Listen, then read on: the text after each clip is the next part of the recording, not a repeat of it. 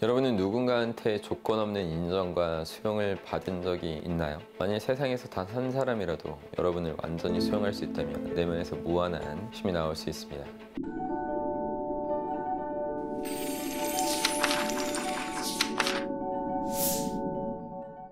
저는 20대부터 기숙학원의 수많은 재수생의 심리 문제를 해결했고, 그러면서 정말 보람된 시간을 보낼 수 있었어요.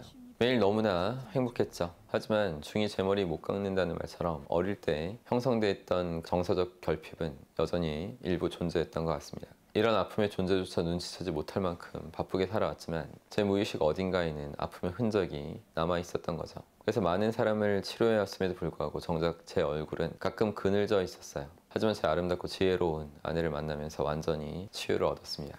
첫날 만나자마자 이 여자라면 나를 치유할 수 있다는 확신을 얻었죠. 지금 사랑스러운 아내와 귀여운 아들과 함께 너무나 행복한 가정을 꾸리고 살고 있습니다. 미국의 칼 로저스는 세 가지 조건만 갖추면 누구나 멋있는 상담자가 될 수 있다고 믿었던 사람이에요. 첫째는 진실성, 둘째는 공감, 셋째는 무조건적인 수용이죠. 그는 상담가의 학력이나 탁월한 지식, 배경 이런 건 중요하게 생각하지 않았습니다. 이 중 무조건적인 수용에 대한 이야기를 해드리면, 제가 예전에 극단적인 성향을 가진 사람들을 파악하기 위해서 연쇄살인범의 심리를 연구한 적이 있었어요. 그들의 공통점은 어렸을 때 자신을 무조건적으로 수용하고 사랑하는 존재가 한 명도 없었다는 겁니다. 예를 들어 아버지가 가정폭력을 행사하면 어머니는 알코올 중독자인 것처럼 가정에서 고립되고 천도꾸러기 신세로 살아간 거죠. 특히 어릴 때 얼마나 필요한 건지 알 수 있습니다. 사람은 짧은 순간이라도 무조건적인 수용을 느끼면 큰 위로를 받게 돼요. 올해 봄에 러시아가 우크라이나를 침공했을 때 졸지에 난민 신세가 돼서 조국을 도망치듯이 떠난 여인이 있었어요. 다행히 오갈 데 없는 불쌍한 그녀를 받아주겠다는 사람이 영국 런던에 있었죠. 전쟁이라는 참상을 겪은 여인이 낯선 영국 땅으로 떠날 때 아무리 좋은 사람이 그녀를 받아준다고 해도 내심 이것저것 여러 걱정이 되고 불안했을 겁니다. 하지만 집주인의 한마디가 그런 불안한 감정을 눈 녹듯이 녹여버렸죠. 런던의 집주인은 그녀를 맞이하면서 Welcome to your house, 당신의 집에 온 것을 환영합니다, 이런 얘기를 했어요. 이것이 바로 당신의 거처라는 말을 건네면서 무조건적인 수용의 태도를 보여준 거죠.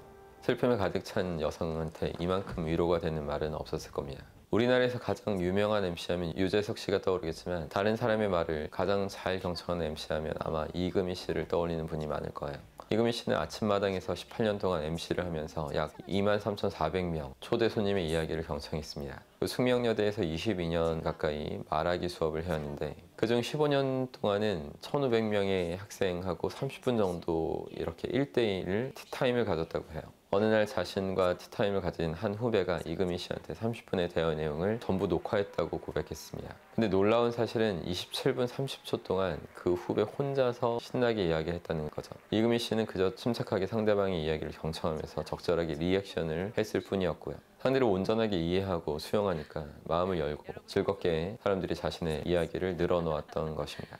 이금희 씨가 이야기를 잘 들어주니까 학생 4명이 한 꼴로는 꼭 눈물을 흘렸다고 해요. 자신의 이야기에 온전히 귀 기울여준다는 사실만으로 마음의 위안을 얻은 겁니다. 이처럼 무조건적인 수용에는 강력한 힘이 있어요.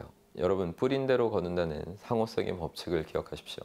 내가 먼저 상대를 수용하려고 할 때 상대도 그에 대한 적절한 반응을 해줄 가능성이 높습니다. 관심이 관심을 부르는 법이니까요. 칼 로저스의 말에 따르면 여러분도 멋있는 상담가가 될 수 있어요.